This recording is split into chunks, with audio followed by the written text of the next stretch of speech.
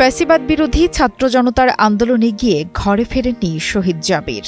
একমাত্র ছেলেকে হারানোর পর স্বাভাবিক ছন্দ হারিয়ে গেছে গোটা পরিবারের। তার পরিবারে চলছে এখন শোকের মাতম। জাবিরের বাবা মা জানান, তিনি বনশ্রী এলাকার একটি মেসে থাকতেন। ২৪-এর ছাত্র জনতার আন্দোলনের শুরু থেকে রাজপথে ছিলেন এই জুলাই যোদ্ধা। সেলের শেষ সময়ে আর্তনাদ এখনো মায়ের কানে বাজে। সন্তান হারানোর বুক ভরা হাহাকার আর চোখ ভরা পানি নিয়ে দিন কাটছে শহীদ জাবিরের পরিবারের। জুলাই মাস আসার পর তাদের বুক চাপা কষ্ট আরো বেড়েছে। ওই দিন 19 তারিখ ছিল, 19 তারিখ ছিল। 19 তারিখে ম্যাক্সিমাম 3টার দিকে, কারণ আমরা নামাজ পড়ে খাওয়া দাওয়ার পরে আমি ঘুম দিছি। দেওয়ার পরে 3টে, 3:30টার দিকে আমাদের কাছে ফোন আসছে যে আপনার ছেলে, আমার গুলিটা করছিল পুলিশই করছিল, কিন্তু যে ছেলেটা ওর সাথে ছিল, সে সাথে ছিল আন্দোলনের প্রথম নাম ছিল জাবিরের পায়ে হাত দিয়ে বলছে, আব্বু জাবির। তখন আমার ছেলে 5 পয়েন্ট রক্ত, তখন আমার ছেলে 3টা আঙুল এইভাবে নাড়াইছে আর চোখের আঙ্গুল মেলাইছে। তখন আমার ছেলে যখন 3 দিন পরে শুক্র শনি রবিবারের দিন জ্ঞান ফিরেছে, তখন আমার ছেলে বলছে, আম্মু তুমি দেখলে আমি সব বলতে পারি, আমি কথা বলতে পারি না মা। বসুন্ধরা টিস্যু, অশুদ্ধতার বিরুদ্ধে এক বিন্দুও ছাড় নয়। ভাইকে হারিয়ে একদম নিঃস্ব হয়ে পড়েছেন জাবিরের ছোট বোন নাফিসা।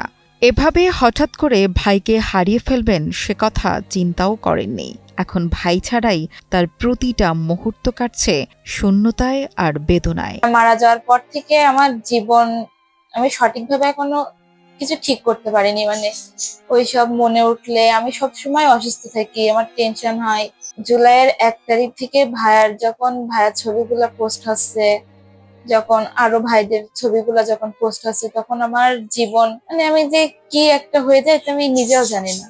সরকারের নির্দেশনা অনুযায়ী সকল প্রকার সহযোগিতা জাবিরের পরিবারকে প্রদান করা হয়েছে বলে জানান উপজেলা নির্বাহী কর্মকর্তা ভূপালী সরকার। জানা যায়, ১৯ জুলাই শুক্রবার জুমার নামাজের পর মিছিলে যোগ দেন জাবির। এ সময় পুলিশের গুলিতে আহত হন তিনি। এরপর ঢাকা মেডিকেল কলেজ হাসপাতালে চিকিৎসাধীন অবস্থায় ২০২৪-এর ২৬ জুলাই মারা যান জাবির। শহীদ ইমতিয়াজ আহমেদ জাবির, যার বাসা আপনার হাজিরবাগের দেউলি গ্রামে। আমরা ওখানে সম্প্রতি সময়ে যেহেতু আমাদের পরিবেশ দিবস গেল এবং তৎপরবর্তী এক শহীদ যে কর্মসূচি হলো, সেখানে আমরা একটা বৃক্ষ রোপণ করেছি। আর আগামীতে যে নির্দেশনা আছে সেটা হলো আমাদের শহীদ ইমতিয়াজ আহমেদ জাবিরের ওখানে যে কবরটা আছে, কবরটা আমরা একটা ডিজাইনে এটা তৈরি করে দিব। তার একটা স্মৃতি নাম ফলক থাকবে। এবং ইতিপূর্বে যেটা বেশ কিছুদিন আগেই আমরা ঈদ উপহার ওখানে দিয়েছি জাবিরের বাসাতে। আমরা একটা রাস্তা ওখানে খুব খারাপ অবস্থায় ছিল, সে রাস্তাটা বরাদ্দ এসেছে এবং সেটা উদ্বোধনও করেছি। এবং আমাদের এখানে যারা আহত আছে, আমরা আহতদেরও খোঁজ খবর রাখছি। সরকারি যে নির্দেশনা আসছে সেভাবে আমরা আহতদেরও পরিবারের পুনর্বাসন কিংবা ঈদ সামগ্রী বা অন্য কোনো উপহার বিতরণ করে যাচ্ছি।